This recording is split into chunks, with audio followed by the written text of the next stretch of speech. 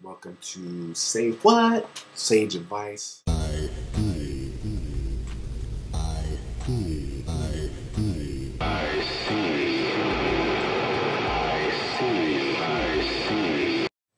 Good day, good people. It's your boy, Dashawn is coming live and direct at you from the dojo. I want to talk a little bit about depression. You know, I've been building with some people about it lately, and I've also had a mind to recognize it happening around me lately. Not that it's a new phenomenon. This is something that is really epidemic, especially in America. Probably elsewhere, I would imagine, but you know, I'm speaking from where I am. And where I am is a place where depression is an issue. This is something that I grew up with, I dealt with as a shorty, something that as I grew into my adulthood and got to know my mom better, recognized that it was something that she dealt with. And understanding it from a new perspective, I understand now that there are lessons in depression. And blessings, really. The way that I look at it now, when I was a kid, I didn't have all of the knowledge of the things that I know now. Actually, in retrospect, perhaps I did, but I didn't know. And now this is more of a remembering in my adulthood, a remembering of who I am as an individual. I think that when you are able to get to a place where you start to understand yourself as a spiritual being living a human experience, you start to recognize that depression is only a state of mind that you totally have control over.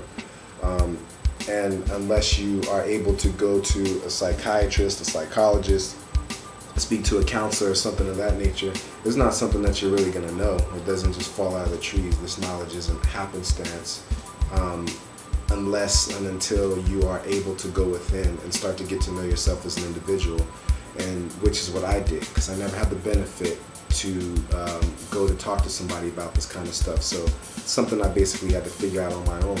Now that I do, I can sincerely say that, you know, I'm able to bring myself to a place of joy whenever I need to, whenever I'm starting to see depression. Now, when it comes, because it still is an occurrence, it still is something that visits all of us, I think, at some point in time. But I think that depression or severe depression, where it takes medication and, you know, and seeing a doctor, I think those sorts of things, if you have the opportunity to do so, then perhaps you should.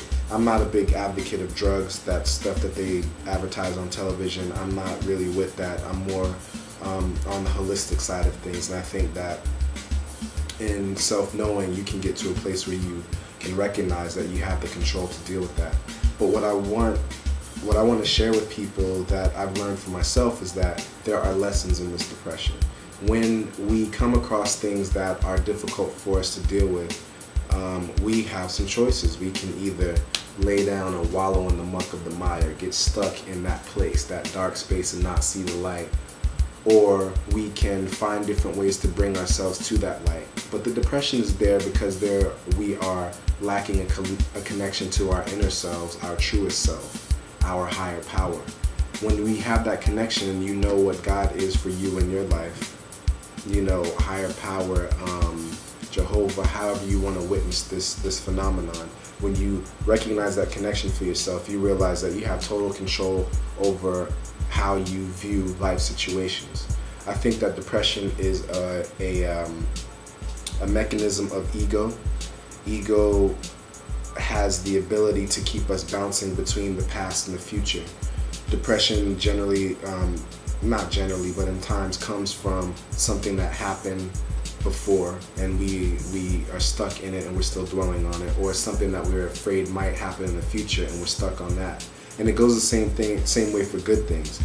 Back in the day, I used to be dope. One day I'm gonna be somebody. You know, these sorts of things are mechanisms of the ego to keep us bouncing back and forth between past and future instead of staying present. And in this present moment, there's only joy. Like, the only place you can really express joy and feel joy and experience joy is by being present. So when I began to understand that for myself, it was a climb, but you know, throughout my 20s, you know, I really started to recognize that, yo, this is something I've got total control over.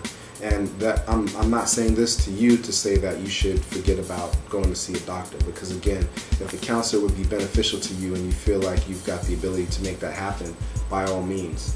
I'm saying that for me, what was helpful for me was a knowledge of self, an understanding of myself, not a discovering or a searching for, but a remembering my truest connection to my highest power, and seeing myself through the lens of that higher power. That higher power only wants good for me, so why shouldn't I want good for myself?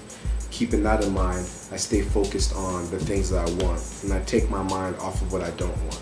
And when my mind does slip back into a dark space, I don't beat myself up about it. I just recorrect the course, put myself back on path, and go straight towards what I want in this world.